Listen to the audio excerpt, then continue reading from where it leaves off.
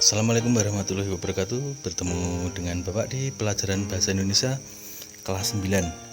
Hari ini kita akan membahas soal-soal latihan kelas 9. Soal nomor 1. Makna kalimat singkong atau sering yang disebut ubi kayu tentu sudah sangat akrab dengan kehidupan sehari-hari kita. Pada teks tersebut adalah, di situ jawabannya di barang yang mudah didapatkan. Jadi tentu sudah akrab dalam kehidupan sehari-hari. Itu sudah akrab itu berarti mudah didapatkan. Kemudian di lingkungan sehari-hari itu berarti di sekitar kita. Itu jawabannya D. Yang membuat jawaban A salah adalah bahan makanan yang erat kaitannya dengan tempat tinggal. Kehidupan sehari-hari di situ bukan tempat tinggal. Kemudian jawaban B, mudah diolah. Itu sudah sangat akrab, itu bukan berarti mudah diolah. Kemudian tersedia dalam jumlah banyak, sudah mudah, tentu sudah akrab, itu bukan tersedia dalam jumlah banyak. Jawabannya D. Soal nomor 2. Hal yang dibicarakan pada teks tersebut adalah, itu jawabannya B. Manfaat dan kandungan kalori dari singkong. Itu sudah dibuktikan di yang Bapak blok merah itu. Singkong atau sering juga disebut ubi kayu tentu sudah sangat akrab dalam kehidupan sehari-hari. Secara tradisional, singkong sangat diminati sebagai pengganti makanan pokok kita. Di situ sebagai pengganti, berarti ada manfaatnya sebagai pengganti. Tak salah karena singkong memang mengandung cukup tinggi kalori, itu berarti ada manfaatnya. Kemudian dan sumber energi yang baik. Dalam perkembangannya, singkong kini telah banyak dimanfaatkan. Di situ ada dimanfaatkan. Kemudian paragraf kedua di situ ada tetapi ia cukup tinggi kalori itu. Kemudian yang terakhir itu membentuk sebagian besar gula pada umbi-umbian, itu berarti manfaat dan kandungan kalori pada singkong. Kenapa jawaban A salah? Kandungan zat gizi dan jumlah kalori singkong di situ memang ada tapi tidak menyebutkan manfaatnya. Kemudian jawaban C ada manfaat tapi tidak menyebutkan kandungan kalorinya. Macam-macam hasil olahan di situ memang ada tapi tidak menyebutkan manfaat dan hasil kalorinya. Jawabannya B. Soal nomor 3. Dua pernyataan yang sesuai dengan teks di atas adalah, guna menjaga kelestarian bangunan bernilai budaya, pemerintah Kota Yogyakarta menetapkan 5 kawasan sebagai kawasan cagar budaya. Selain itu, Pemkot Yogyakarta juga menguatkan posisi Kota Yogyakarta sebagai salah satu kota pusaka. 5 kawasan cagar budaya yang ditetapkan adalah Kota Baru, Kota Gede, Pakualaman, Malioboro, dan Keraton. Kawasan tersebut memiliki keunikan dalam berbagai sisi. Salah satu gaya bangunan di kawasan tersebut. Bangunan cagar budaya tidak diperbolehkan dibongkar dan diubah menjadi bangunan berarsitektur lain. Akan tetapi bangunan tersebut dapat dialihfungsikan sehingga memiliki nilai tambah. Jawaban A salah. Di situ Yogyakarta menyatakan diri sebagai kota pelestari. Di situ tidak ada Yogyakarta menyatakan sebagai kota pelestari, berarti jawaban A salah. B. Pemerintah menetapkan 5 kawasan di Yogyakarta sebagai kota budaya. Di dalam paragraf itu bukan kota budaya tapi cagar budaya. Jawaban yang di kuning itu salah. Jawaban C, Kota Yogyakarta dikuatkan sebagai kota pusaka oleh Pemkot Yogyakarta. Buktinya ada di kalimat kedua itu. Selain itu, yang Bapak merah-merah, Pemkot Yogyakarta juga menguatkan posisi Kota Yogyakarta sebagai salah satu kota pusaka, ada ya. Jawabannya C. Kemudian D juga, karena tadi 2 pernyataan ya, agar memiliki nilai tambah bangunan tersebut boleh dialihfungsikan, itu ada di kalimat terakhir, dapat dialihfungsikan sehingga memiliki nilai tambah. Betul. Soal nomor 4. Hubungan sebab akibat pada teks tersebut adalah, hubungan sebab akibat itu ditandai dengan konjungsi karena dan sehingga, betul, atau konjungsi kausalitas. Nek karena itu berarti sebab, sehingga itu akibat. Adik makan buah mangga sehingga sakit, itu adikmu makan buah mangga akibatnya sakit. Adik sakit karena makan buah mangga. Adik itu sakit disebabkan makan buah mangga. Di situ sudah jelas ya, ada di kalimat keempat. Ada konjungsi karena, itu berarti menyatakan hubungan sebab akibat. Lanjut. 5. Ide pokok pada teks tersebut adalah. Sudah sering kita bahas bahwa untuk mencari ide pokok itu dicari kalimat utamanya. Untuk mencari kalimat utama, kita konsentrasi pada kalimat pertama dan kedua. Kalau kalimat pertama dan kedua itu saling menjelaskan, itu berarti kalimat utamanya ada di kalimat pertama. Tetapi kalau kalimat pertama dan kedua itu tidak saling berhubungan atau sama-sama menjelaskan, berarti kalimat utamanya ada di kalimat terakhir. Kita baca dulu kalimat pertama dan kedua. Salah satu jenis tanaman hias yang paling banyak diburu oleh pencinta tanaman hias adalah aglonema. Tanaman hias ini yang ada di kalimat kedua, tanaman hias itu ini berarti menjelaskan itu salah satu jenis tanaman hias adalah aglonema. Berarti tanaman hias ini itu sebagai penjelas kalimat pertama. Berarti otomatis kalimat utamanya ada di kalimat pertama. Untuk mencari ide pokok kita hubungkan dengan kalimat utamanya yang ada di kalimat pertama. Aglonema merupakan ratu tanaman hias. Itu ada di kalimat kedua. Berarti bukan jawabannya. B. Banyaknya perburuan tanaman hias. Salah satu tanaman hias yang paling banyak diburu ada di kalimat pertama. Berarti bisa jadi dulu karena jawaban C dan D belum kita baca. C. Mahalnya harga tanaman hias jenis aglonema itu ada di kalimat ketiga. Berarti bukan jawabannya. Banyaknya rumah yang menanam aglonema itu ada di kalimat keempat. Berarti bukan jawabannya karena kalimat utamanya ada di kalimat pertama. Betul, berarti jawabannya B. Lanjut. Ringkasan. Nah, ini juga sering keluar. Kalau ada ringkasan dalam dua paragraf itu berarti harus ada di paragraf pertama dan harus ada di paragraf kedua. Biasanya gagasan utamanya itu ada di kalimat pertama. Berarti harus mewakili paragraf pertama dan paragraf kedua. Kata kuncinya ringkasan. Ringkasan harus mewakili paragraf pertama dan kedua. Kalau paragrafnya 2. Kita baca A. Kaktus adalah tanaman yang tumbuh di daerah dengan kondisi yang panas maupun hujan. Itu di paragraf sudah Bapak hijaukan ya, itu hanya ada di paragraf pertama. Berarti bukan ringkasan karena hanya ada di paragraf pertama. B. Ciri tanaman kaktus adalah berduri dengan batangnya yang berongga digunakan untuk menyimpan air. Itu ada di kalimat kedua paragraf kedua. Air tersebut akan disimpan dalam batangnya yang berongga. Kaktus harus berusaha menjaga simpanan air, itu hanya ada di paragraf kedua. Berarti B bukan jawabannya. C. Kaktus tumbuh dalam kondisi apapun, itu ada di paragraf pertama kalimat pertama.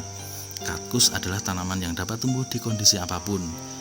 Kemudian jawaban lagi toh, dan menggunakan akar untuk menyerap air agar bertahan. Itu ada di paragraf kedua kalimat pertama. Untuk bertahan kaktus menggunakan akarnya. Berarti jawaban C bisa jadi. D. Akar digunakan untuk bertahan hidup. Itu ada di paragraf per akar ya itu ya. Itu ada di paragraf kedua. Kemudian kaktus dapat hidup dimanapun dalam kondisi apapun, itu ada di paragraf pertama. Memang benar D itu ada di paragraf kedua dan pertama, tapi terbalik. Jadi ringkasan itu harus runtut urut. Berarti jawabannya C karena D terbalik. Nomor 7. Apa yang dapat kalian simpulkan dalam teks tersebut? Kalau kesimpulan itu ada di semua paragraf. Jadi untuk mengalahkan soal kesimpulan itu kalian konsentrasi pada semua paragraf. Itu biasanya jawaban yang salah itu jawaban khusus. Jadi jawaban yang umum itu berarti benar. Umum itu berarti ada di semua paragraf. Khusus itu hanya ada di salah satu kalimat. Kita berikan jawaban D dulu. Penyakit asam lambung mirip dengan penyakit jantung koroner yang dapat menimbulkan akibat serius. Itu hanya ada di paragraf kedua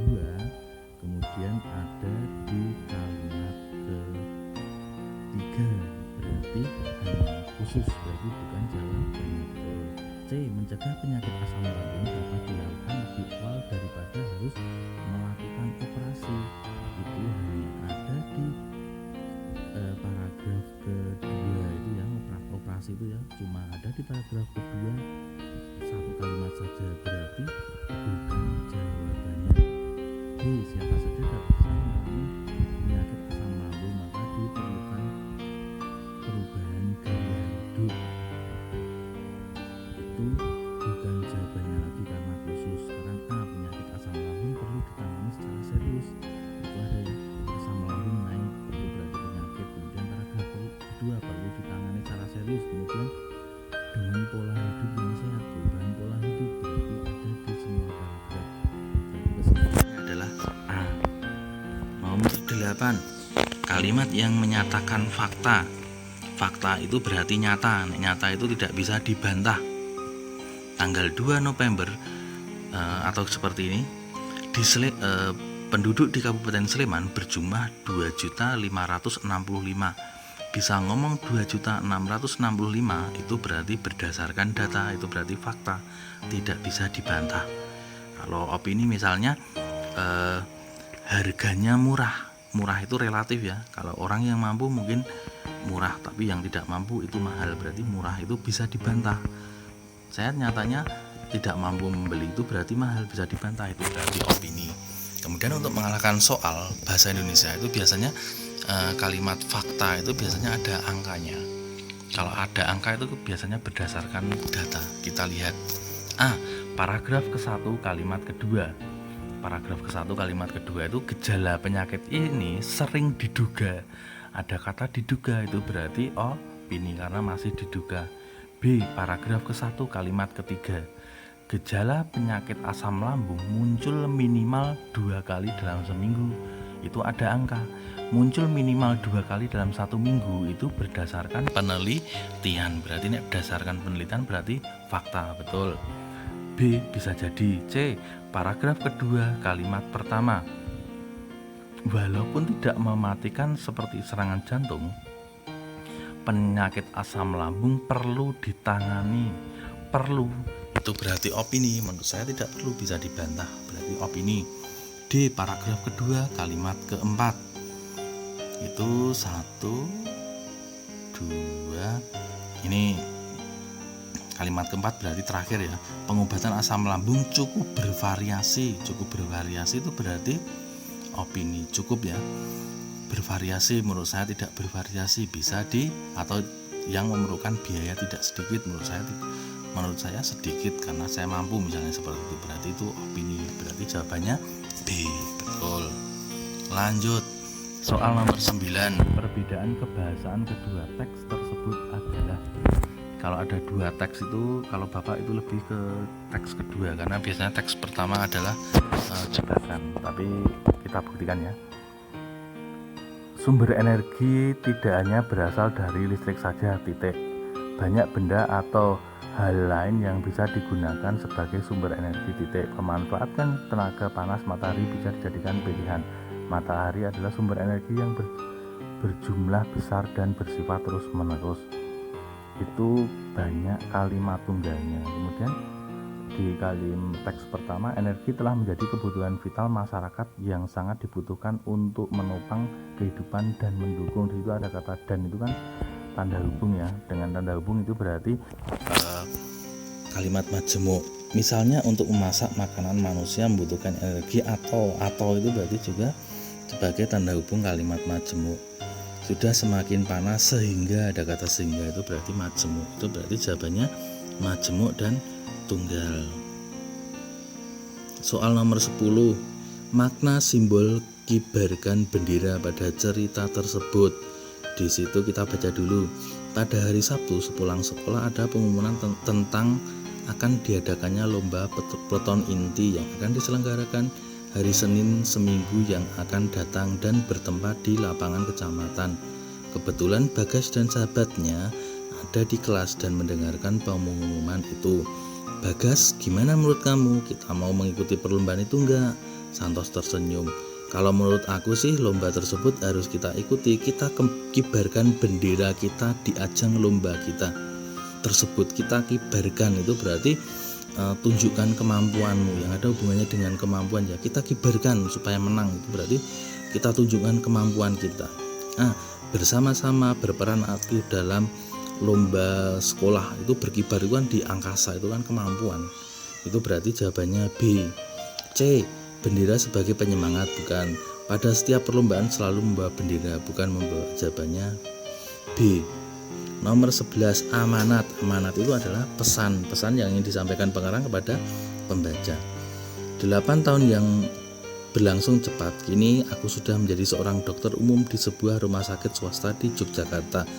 Semua aku selesaikan berkat usaha dan beasiswa yang kuterima dari sebuah perguruan tinggi negeri di kota ini. Sekarang aku bisa mewujudkan impian dan harapan Bapak serta doa dari Ibu. Tak sia-sia aku turuti semua keinginan orang tua meski di awal terasa menyakitkan batinku, namun ternyata hari ini kurasakan manisnya buah kehidupan. Jadi dalam cerita itu aku itu berhasil menjadi dokter, padahal dulu si aku itu disuruh menjadi dokter tapi tidak mau dengan orang tuanya. Ternyata doa orang tua itu mabrur. Kita baca amanatnya. Harapan dan keinginan orang tua harus kita turuti agar bahagia. Enggak seperti itu ya. Enggak harus kita turuti. Jadilah seorang dokter yang tulus untuk melayani orang tua. Enggak. Usahakan untuk mendapatkan beasiswa agar kuliah cepat lulus. Enggak. Gigih berusaha, itu gigih ya, itu di situ berkat usaha dan beasiswa, itu berarti gigih. Mohon doa restu orang tua, itu betul ada mohon doa restu orang tua. Berarti jawabannya lebih ke D, bukan harapan dan orang tua harus dituruti, karena di situ ada berkat usaha dan beasiswa. Jawabannya D. Nomor 12, maksud perkataan tokoh. Satu kendaraan, satu tujuan, satu kepentingan. Nah, satu kendaraan itu berarti berjuang bersama-sama atau berangkat bersama-sama. Satu tujuan itu berarti menuju ke satu titik yang sama atau menuju ke tujuan yang sama. Kemudian satu kepentingan itu berarti kepentingan yang sama. Itu berarti jawabannya jelas C ya.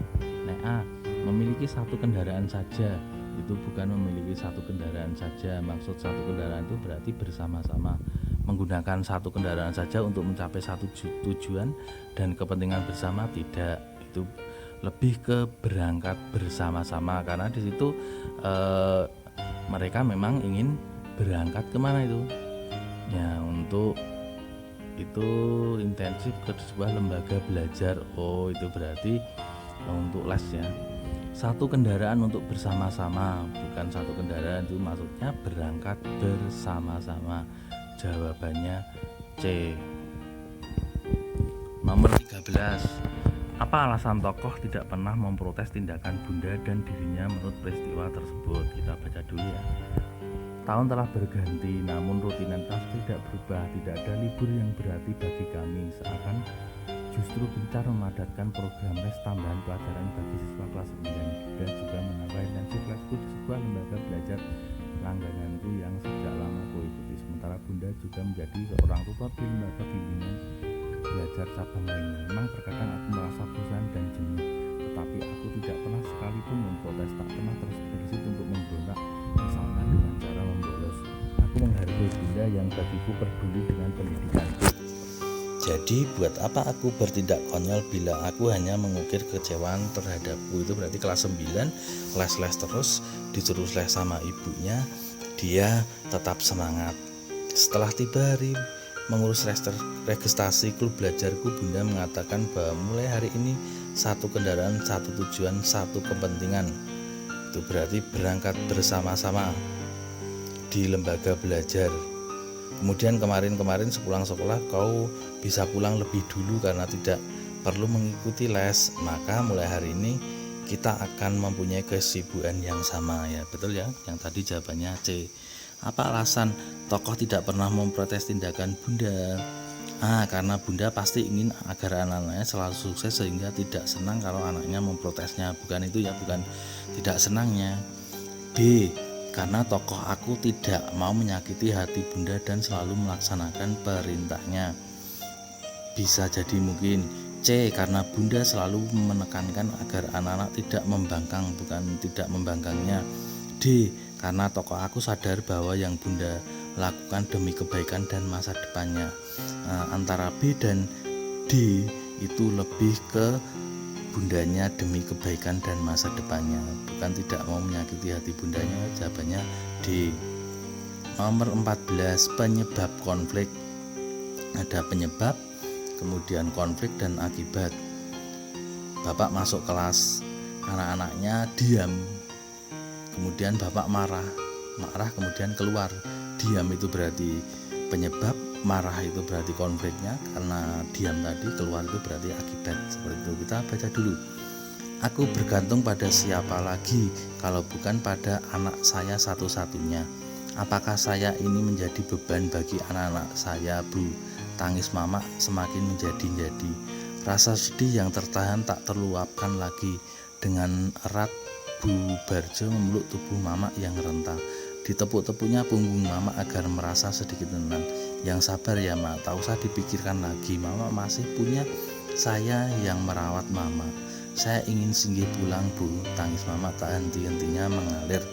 Itu berarti konfliknya itu mama itu pengen anaknya keluar, anaknya pulang, yaitu ya. Saya bergantung pada siapa lagi kalau bukan pada anak saya satu-satunya. Jadi anaknya itu pergi, kemudian ibunya tadi pengen anaknya itu merawat. Berarti itu penyebab konfliknya apa? Anak mama pergi merantau dan tidak pulang lagi. Itu penyebab konfliknya. Kemudian konfliknya apa? Mama sedih sekali karena ditinggal sendiri di rumah. Ya, itu berarti jawabannya A, itu penyebabnya pergi. Kemudian konfliknya itu mama semakin sedih karena ditinggal sendiri di rumah. Jawabannya A. Nomor 15, perbedaan pola pengembangan kedua kutipan cerpen tersebut. Kita lihat teks kedua dulu. Kalau Bapak lebih suka teks kedua. Hangatnya matahari menyapa melewati celah-celah genting kamarku. Di situ ada kata genting kamar. Berarti di situ lokasi cerita.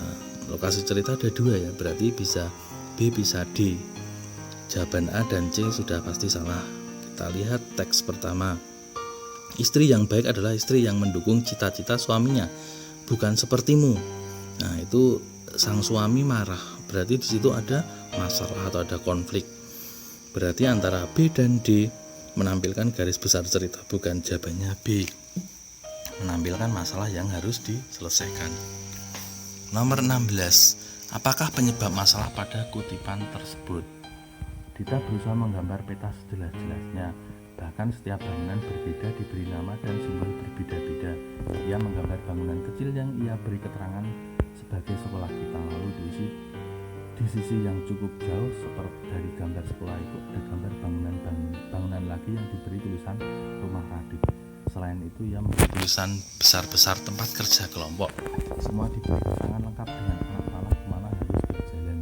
Akan tetapi Galih tetap saja menggaruk-garuk kepala. Di situ Galih itu menggaruk-garuk kepala karena melihat peta. Dia diorientasi terhadap arah sehingga kesulitan membedakan arah. Jadi walaupun sudah digambar jelas, Galih itu tidak bisa membedakan arah. Berarti masalahnya Dita tidak jelas menggambar, jelas salah karena tadi menggambarnya sangat jelas. Dita bingung menentukan arah. Itu yang bingung bukan Dita tapi Galih. Galih kebingungan mencari tempat kerja, bukan mencari tempat kerjanya, tapi membedakan arah mata angin. Jawabannya D. Nomor 17. Kalimat yang tepat untuk mengisi bagian rumpang tersebut. Itu kocok mentega sampai lembut. Masukkan kuning telur satu persatu sambil dikocok rata. Kemudian masukkan keju. Setelah itu masukkan keju, kemudian tambah tepung. Kemudian nomor 7 itu oleskan kuning telur di atas adonan. Itu bisa jadi. Kenapa jawaban A betul, jawaban B salahnya? Berarti gimana? Kocok mentega sampai lembut. Sudah lembut kok masukkan mentega cair, enggak ya? Karena menteganya itu dikasih kuning telur, harusnya di situ yang utama, bukan masukkan mentega cair lagi, berarti jawaban B salah. Kemudian C, kocok mentega sampai lembut, masukkan kuning telur, kemudian masukkan santan. Itu santannya harusnya di terakhir, berarti salah ya. Campur keju dengan tepung terigu, kocok mentega sampai lembut, masukkan kuning telur, campur keju dengan terigu, kemudian tambahkan tepung terigu sedikit, sudah dicampur masa ditambahkan. Jawaban D salah, berarti jawabannya A. Nomor 18, kalimat yang tidak padu pada paragraf tersebut adalah tidak padu. Itu berarti tidak, ya betul, jadi tidak padu itu berarti keluar dari temanya. Misalnya temanya itu tentang olahraga, dalam diskusi tiba-tiba ada anak yang membicarakan tentang musik, itu berarti keluar dari tema, itu berarti tidak padu. Kita baca, di balik kesederhanaan cangkir teh ternyata menyimpan banyak manfaat. Itu berarti manfaat cangkir ya, manfaat teh maksud saya. Manfaat teh cukup banyak untuk kesehatan dan kecantikan, itu kalimat kedua. Manfaat teh yang paling fenomenal adalah menurunkan berat badan, itu masih manfaat. Beberapa perusahaan teh saling berkelahi untuk memperbaiki mutu. Nomor 4 itu bukan manfaatnya, tapi lebih ke mutu perusahaan, berarti tidak padu karena berbeda. Kalimat pertama, kedua, ketiga itu membahas manfaat, tapi kalimat keempat membahas tentang memperbaiki mutu, jadi jawabannya D. Nomor 19, alasan ketidakefektifan pada kalimat nomor 4. Kita baca kalimat nomor 4. Orang tua yang tidak harmonis tidak memberikan kontribusi yang tidak maksimal. Di situ ada banyak kata tidak, itu berarti terdapat kata negatif ganda. Tidak itu kan negatif, ada beberapa, itu berarti tidak baku, harusnya tidak efektif, maksudnya itu harusnya dihilangkan salah satu atau salah dua. Dalam kalimat cukup satu saja, jawabannya B. Nomor 20, kebiasaan tokoh yang terdapat pada teks tersebut. Tidak seperti biasanya, sore itu Margi memasukkan hasil jerih payahnya ke dalam celengan. Dia menabung, tapi tidak biasanya, berarti itu bukan kebiasaan, berarti jawaban C salah ya, karena itu bukan. Celengannya yang terbuat dari sebatang bambu, kemudian ia lubangi dengan ruasnya dengan gergaji sesuai ukuran uang receh. Kejadian siang tadi membuatnya berpikir, kejadian siang tadi itu berarti menabungnya itu baru pertama, berarti itu menabung bukan kebiasaan. Ia melihat emaknya harus menjadi buruh cuci untuk mencukupi kebutuhan keluarga. Ketika malam datang, Margi cepat-cepat membuka buku seperti hari-hari yang lalu. Dia membuka buku seperti hari-hari yang lalu, berarti membuka buku itu sudah menjadi kebiasaan, berarti belajar itu kebiasaan, berarti D bisa jadi. Membantu orang tua di situ tidak terlihat, bekerja keras juga tidak, berarti lebih ke belajar. Jawabannya D. Itu dibuktikan lagi di kalimat keempat ya, ada benaknya hanyalah selalu belajar dan belajar, jawabannya D. Jadi seperti itu anak-anakku, tetap semangat untuk belajar, semoga besok semesterannya atau SPD-nya berjalan dengan lancar dan kalian bisa mendapatkan hasil maksimal, diterima di sekolah yang terbaik.